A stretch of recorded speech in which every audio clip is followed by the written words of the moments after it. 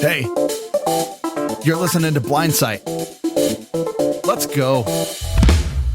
Mental health isn't something to take lightly. It's time to fight. It's time to thrive. Let's do this. Welcome to Blindsight. This is your host, Bill Lundgren.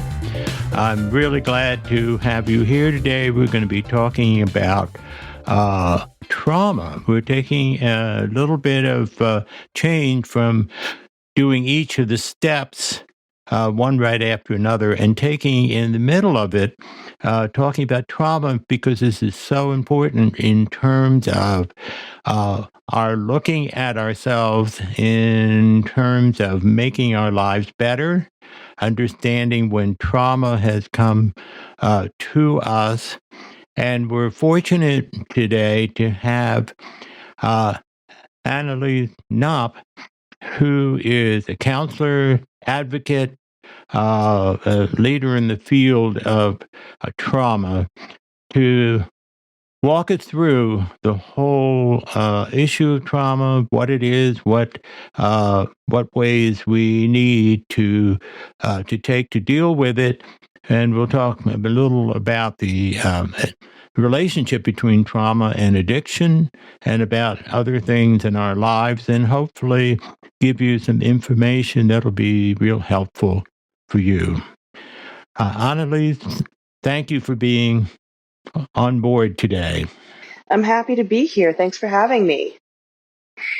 Be great. When we start off, I think it might be good for you to tell us a little bit about yourself, and then we can get into the subject of trauma. Well, as you said, I'm a mental health counselor. I wouldn't necessarily qualify myself as a leader in the field of trauma, but it is something that I have studied extensively and work with every week in my private practice. And I think the thing that strikes me the most about trauma is how much potential for recovery is coded into our bodies, that we already have a lot of the necessary building blocks. Trauma is not a conclusion to the story. It's a plot line that has a lot of potential for rich character development and rich relationships through the process of healing. Well, can you give us a general definition of trauma? What are we talking about? Because right now, I'm seeing the word trauma all over the place.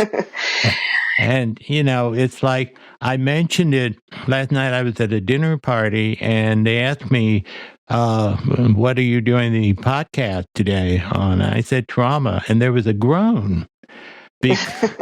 And I thought, oh, that's interesting. So I think this is an important question. What are we talking about?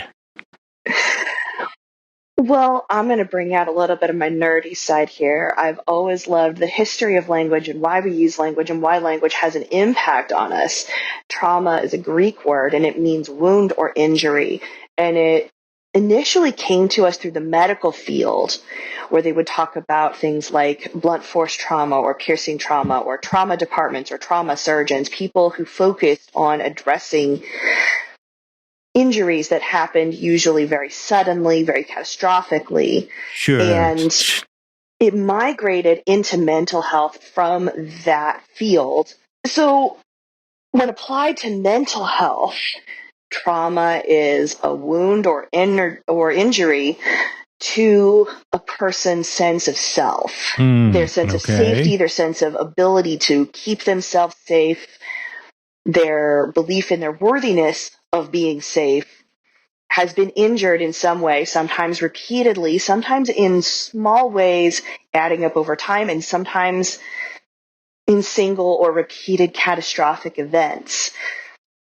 And I think the reason you're hearing people groan, you're hearing social fatigue around the concept of trauma. And we see this with chronic injury or chronic illness patients, people with long-term disabilities and long-term illnesses, where they live with the pain so much, and everyone around them lives with the pain so much, that we kind of develop this compassion fatigue, both for ourselves and for other people that we just don't have the physical capacity to stay soft-hearted, to stay sensitive and empathic all the time. Our bodies are not designed for that. And so in and of itself, that compassion fatigue can be a form of trauma. Okay. And I think it's important to give ourselves permission to disconnect from that and say, you know what? I realize that there are a lot of people around me that are in a lot of emotional pain, a lot of psychological pain, a lot of physical pain. I can't physically make myself feel care and compassion and empathy for them 24/7. And trying to do so harms me, which then makes me less capable of being supportive. So I think it's okay to take breaks from feeling that and to care for yourself and to say, you know what? Today I don't have it in me to be a supporter. I'm going to do some self-care today. I'm going to just focus on what I need. And sometimes those breaks can be longer. Maybe you need to take a couple months off. Sure. So long as it's intentional, done with the purpose of protecting and nurturing the self and communicated clearly, this can be very important for people who are either in caregiving roles or simply swimming in this social soup of everyone is in pain all the time over something. And see, one of the things that we talk about in terms of the disability community, in some cases, the disability was caused by a physical trauma. Mm-hmm. But even in terms of, and this is where it gets a little gray area, I have my blindness is gradual. Mm-hmm. So I can't say, oh, this was caused the thing, but I grieve all during the process, as many of us do. And that in a sense, some people might consider trauma, but I kind of find a different way of looking at it. Do you understand what I mean? So that's actually an interesting point, because there was a lot of debate over the recent, I say relatively recent, the DSM-5 that came out in 2013 included complex bereavement as a diagnosis, and people are like, you're pathologizing grief.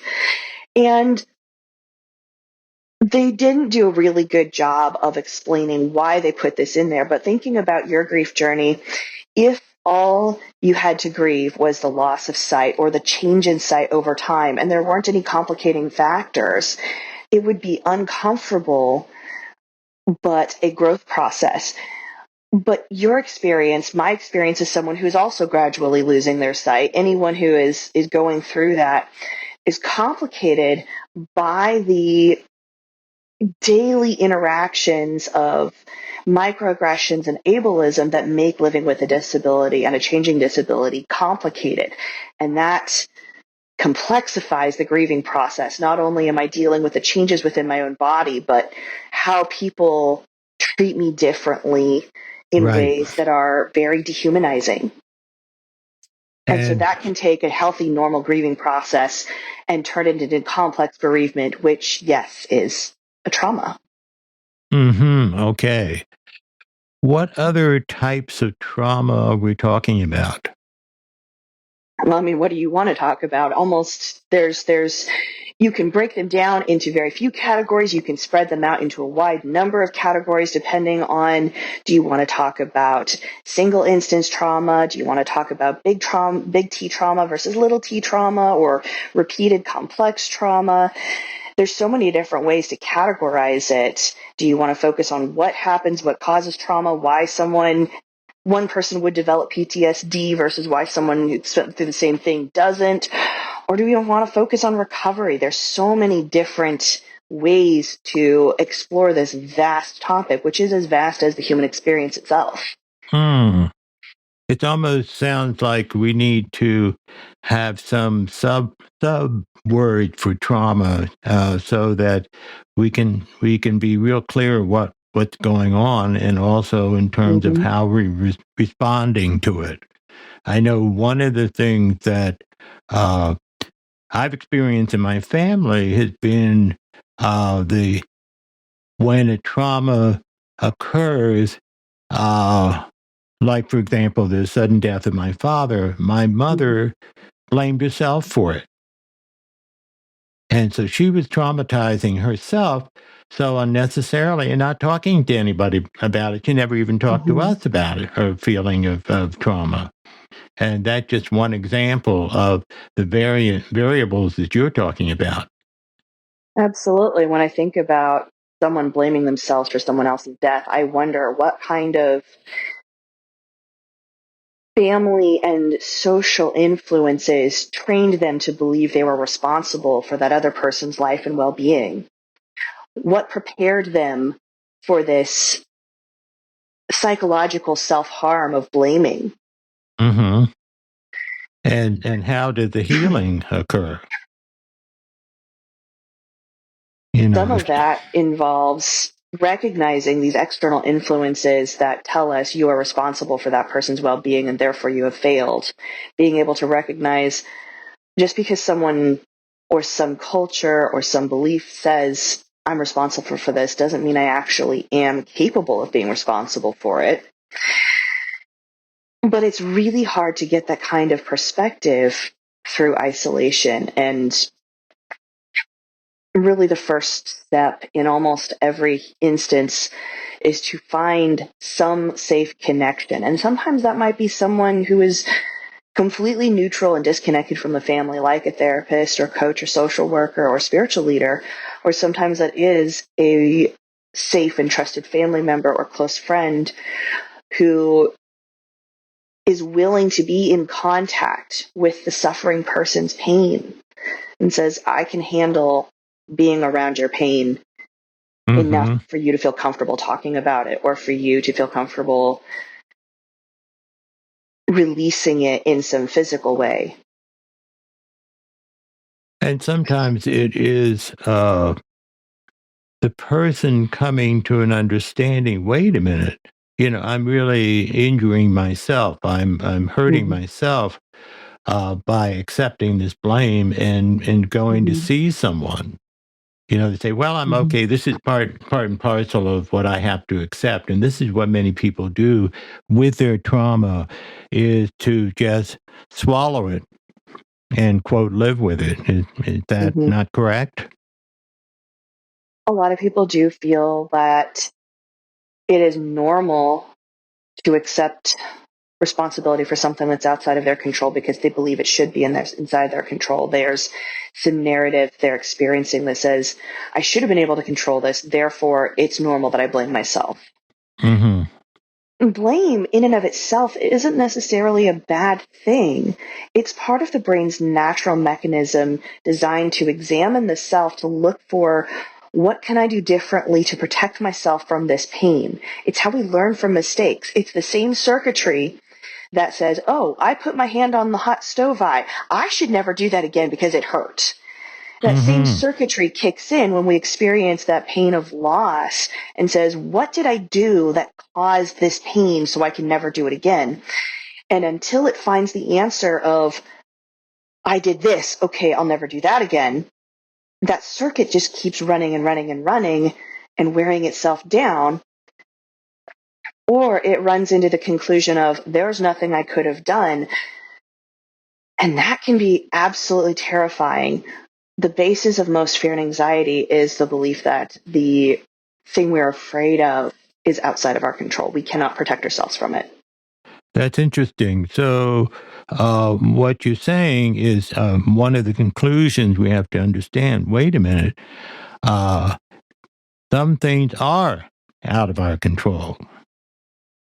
And until we feel safe accepting that conclusion, we'll never get there. There has to be some belief that just because it's outside of my control doesn't mean I'll be harmed again.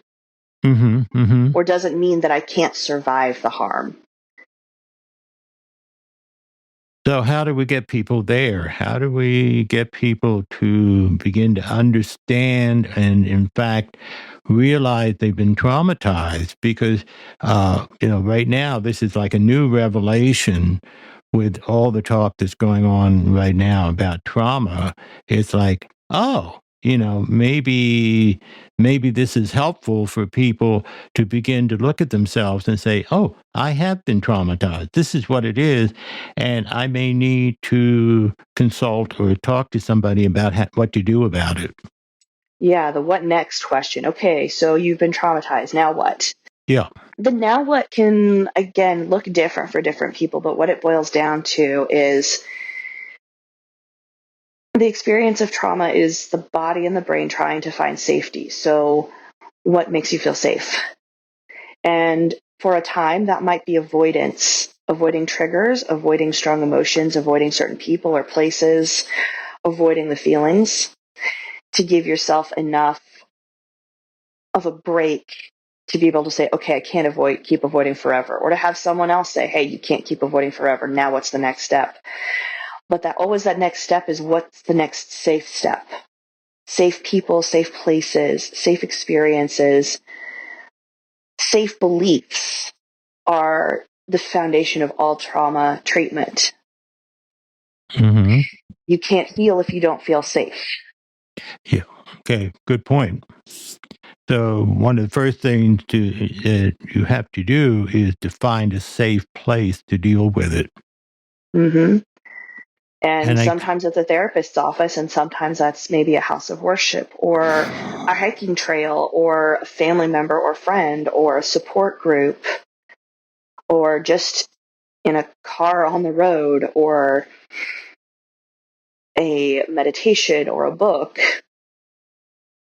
You start with that safe place and spend as much time in that safe place relearning how to be okay with safety.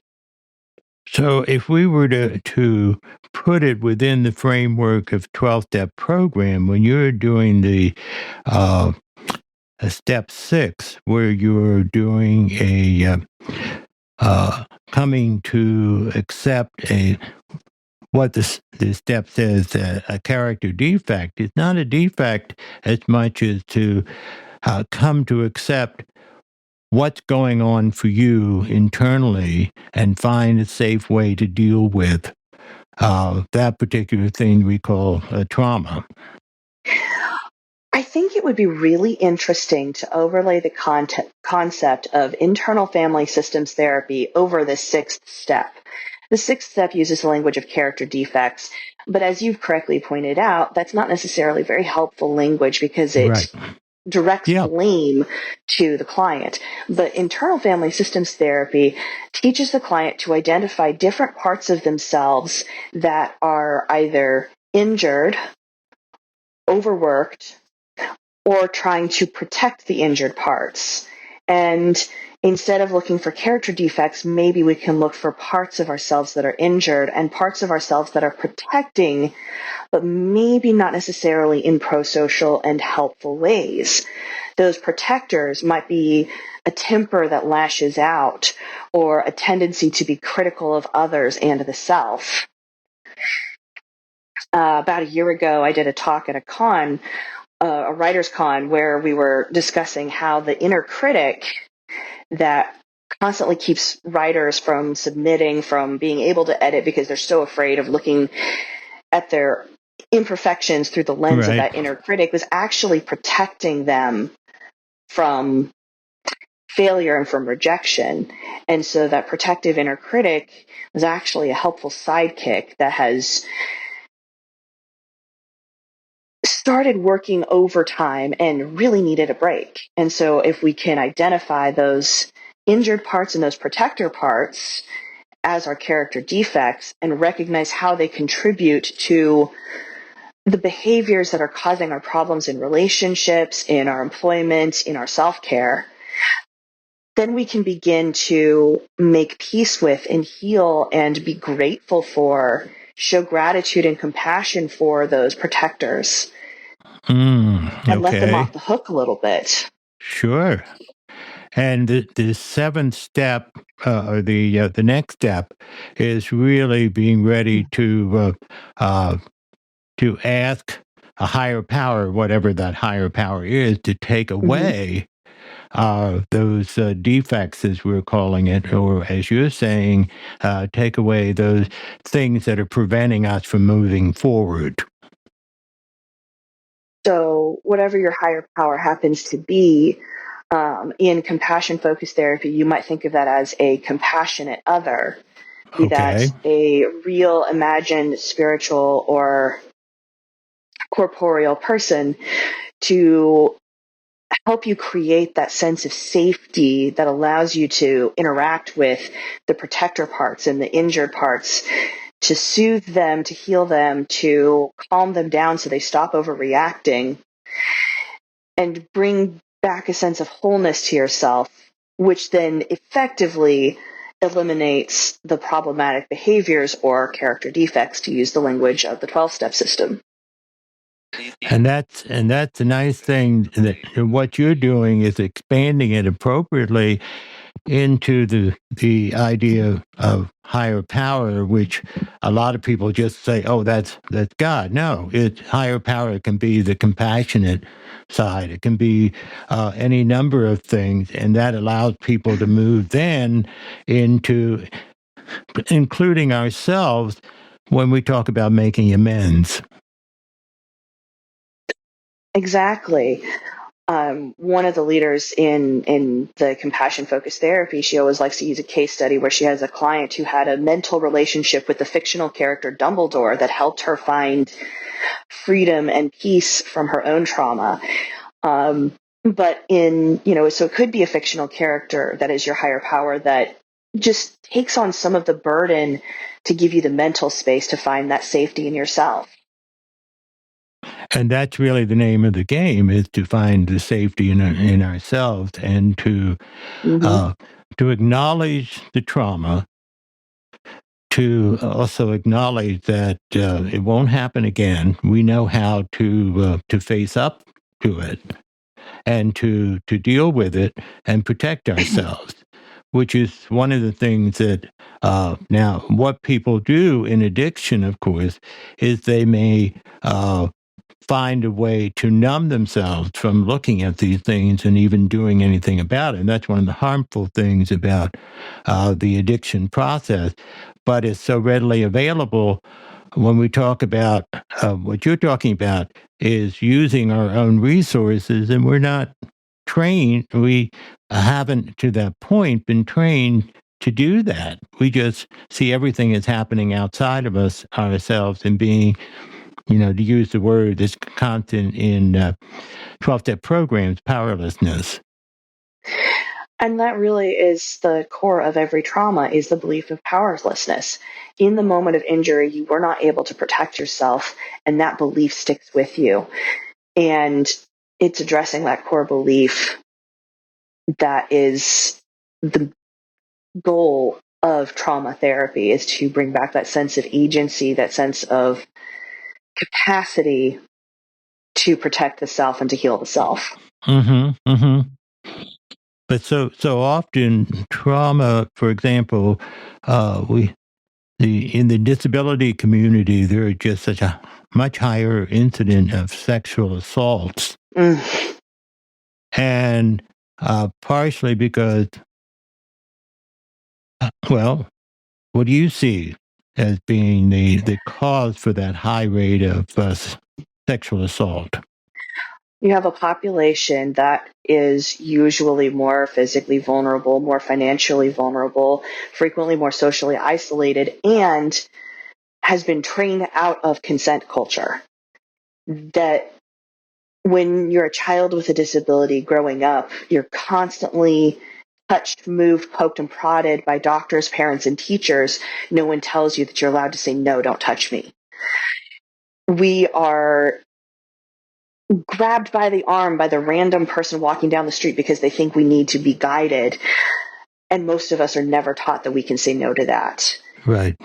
We are a population who do not believe in our own right to give or withhold consent to our information, to our time and energy, to our bodies.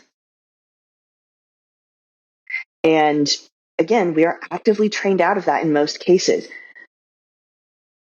and this is rampant in the disability culture. I see it a lot. My personal experience is I'm a blind woman, and so I come to this with this lens, with this background. So as a woman, I tend to be more wary of people coming up to me on the street. As a blind woman, if I hear footsteps behind me, I brace for someone about to grab my elbow. Right. And I think to myself, if I was already a trauma survivor, this would trigger me, and then I would become dissociated and disoriented, and that would compromise my ability to safely navigate, let alone advocate for myself. And there's a street right next to me, and now I'm dissociated, or now I'm disoriented. Now my physical safety has been radically compromised by someone who thinks they're helping me. I'm personally very lucky to not be a survivor of sexual assault. And so I have a lot more resources to dig in my heels and say, why did you grab me? Didn't you learn to keep your hands to yourself in kindergarten? Or use your words, not your hands. And there have been a couple of times where I reversed it into an arm bar and said, why did you grab a random person on the street? Just to make my point.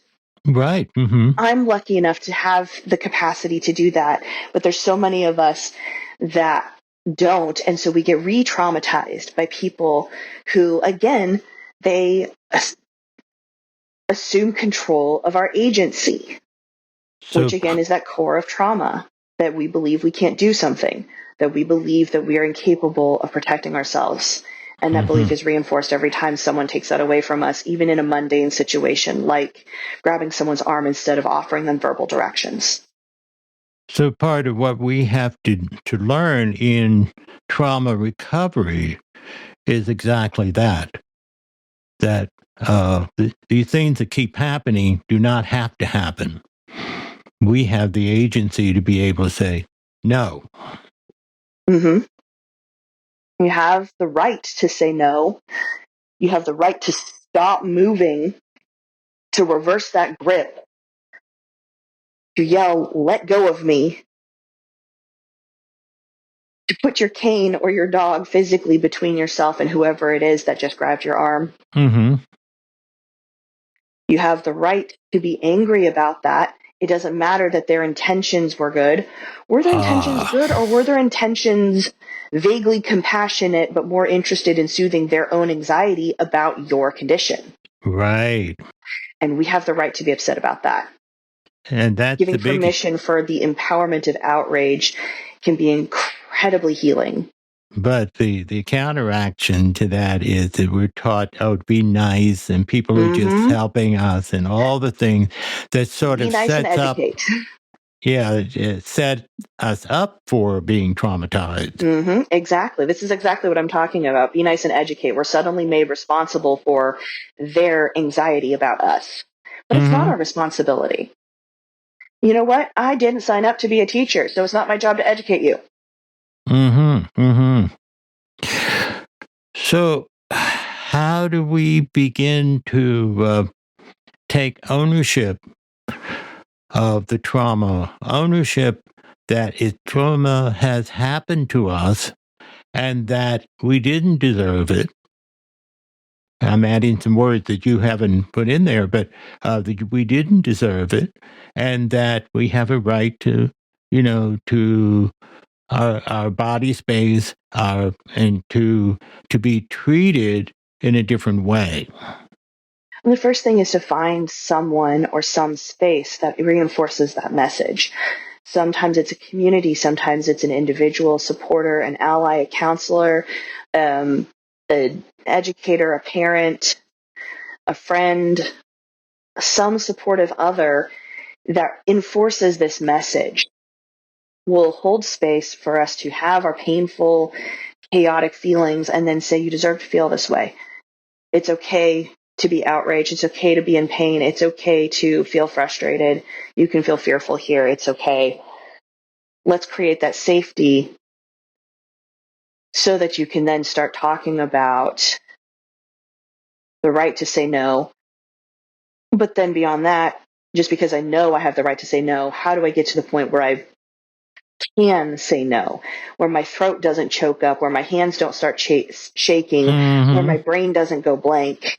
And that's the long-term development of safety in the body that addresses that physical. I'm going to reference that popular book by Bessel van der Kolk, The Body Keeps the Score. He primarily talks about single incident trauma, but it's applicable across all kinds of trauma. Your body's holding on to it, so you have to heal the body. You have to address the nervous system. You have to teach the nervous system to feel safe again, because you can't be in a position of power if you don't start with safety. And the thing is, in terms of getting involved in addiction, can give the illusion of safety because you're Oh, yeah. numbing, and that reinforces taking that unhealthy option Mm-hmm. and avoiding some finding some healthy options. And part of the recovery process, part of the 12 steps, whatever you want to call it, is to find healthy options to take care of yourself, to be aware of yourself, and to be able to draw the line when necessary, but to understand that you can't really control other people. The control is really of yourself. And as you say, part of control is being able to say no and to, uh, correct mistakes that you may make. And that's later on when we talk step 10 or whatever. But that you are paying attention to what you need and what kinds of things that are right for you. And so, these all fit in together from what I'm hearing. Very much so. What I would love to see, though, is an overhaul of the way that we educate parents and teachers and healthcare providers of children with disabilities to infuse the concept of consent and boundaries into IEPs, into doctor's appointments, into orientation and mobility lessons, into all of these things, so that we grow up with this belief in our own agency, a belief in our own power, so that it is Right. harder to traumatize. We need this protective mentality of my body, my choice. Right. That is it's actively being eroded right now. It's not even at a neutral state. It's being eroded. And so if we could infuse and inject this concept of consent and boundaries into our early childhood education, into our disability education and support structures, how many incidences could either be prevented or their impact reduced or the healing be easier if we begin with the concept, I have rights, I have boundaries, I have agency. Well, I was thinking about, as you were mentioning that, when I go to a doctor's office, how many times the nursing assistant or whatever will grab my arm to take me to the doctor's office. And what I've learned to do is to stop them and say, look, this is how you work with someone who's blind. You offer your elbow. And they've appreciated that. But boy, we don't always feel like we're going to spend the nurse's time to educate them, but I think it's a necessity. I would love to see continuing education modules created for mental health care workers, for physical health care workers, for teachers of the blind, visually impaired, occupational therapists, all of these people that teach them how to honor and respect the consent and agency of blind children, blind youth, blind students, blind adults, blind seniors. And I keep saying blind because, again, this is the soup that I swim in, but people with disabilities in general. Right. Is how can we, because education takes energy, it takes time, and I happen to be pretty good at it and I enjoy it to the most part, but I have learned just for myself, I don't always feel like being an educator. I don't always feel like being an Yeah. advocate. Sometimes I am tired, especially if I'm at the doctor's office. It's probably because I don't feel good. And when I don't feel good, I really don't have the energy and the wherewithal to teach someone how to treat me with basic human Right. dignity. Right. Like Yeah. I finally, I started talking to some of my girlfriends. I'm like, I'm happy to take an Uber out to meet you for drinks, but I want one of you guys to drive me home because I don't want to deal with educating the Uber driver on the way home because at that point I'm tired.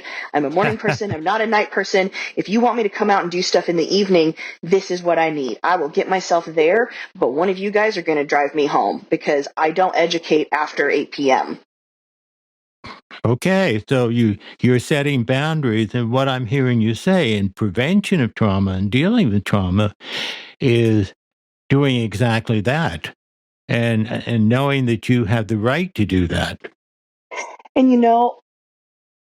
I'm a mental health counselor and I teach people how to have boundaries and how to exercise their agency. And I only figured that piece out for myself, that I don't educate after 8 p.m. I only figured that out New Year's Eve of this year because Ah, it took me that long to take ownership of my own and to recognize all the places where it was eroding and to learn my patterns of when I'm most likely to feel up to this and when I'm most likely to not. But wouldn't it be nice if Uber drivers and Lyft drivers and nursing assistants and hostesses and hosts at restaurants and greeters at Walmart, all of these people had access to the education that says when you see the white cane, when you see the wheelchair, when you see the service dog, this is what you do, this is what you don't do.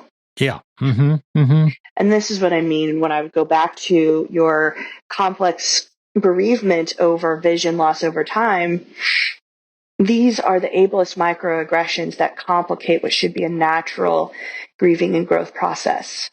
How Right. can you safely examine the pain of change while you're constantly being bombarded with erosion of your own boundaries and sense of self? And I think one of the things that it does begin with us, and I'm coming back around to the whole thing of the 12-step program, is that's one of the ways that we can, in evaluating and thinking about ourselves and thinking it through in terms of what we do and what other people do to us that we have to be aware of and to respond to that in a way that's successful for us. And but that takes some time for us to just understand what people are doing to us, as well as what we are doing to them that may not be helpful. In other words, it works both ways. That we have to understand what we do, but we also have to build into it our understanding what other people may be doing to us that are unintentional, but getting negative results. Mm-hmm. Absolutely. I wish we could continue this discussion longer, but we are coming to the end of this. And I'd like to ask you to, for the final words that you want people to hear as a result of all this discussion that we're having. I would say the most important takeaways from this conversation are that trauma healing begins with a sense of safety. And no is a complete sentence. You're not required to educate if you don't feel like it. Okay. I appreciate you being here, and I hope that we'll have a chance to do some more talking because this is all very, very important. Uh, Next week we'll be talking about the seventh step, which is turning it over to higher power to take away our character defects. And I think as a result of this, we can add a little bit in terms of helping us uh, to understand what we can do to to keep ourselves safe and to be the kind of people that we are capable of being, and to take those risks of saying no or setting boundaries and be comfortable with doing that and having that autonomy. So I thank you for being here. I thank you all for listening to us and look forward to having you tune in next week. Remember that if you have any feedback for us for Blindsight, you can use the feedback line, which is 720-712-8856, or email us at feedback@aftersight.org. Thank you and have a good week.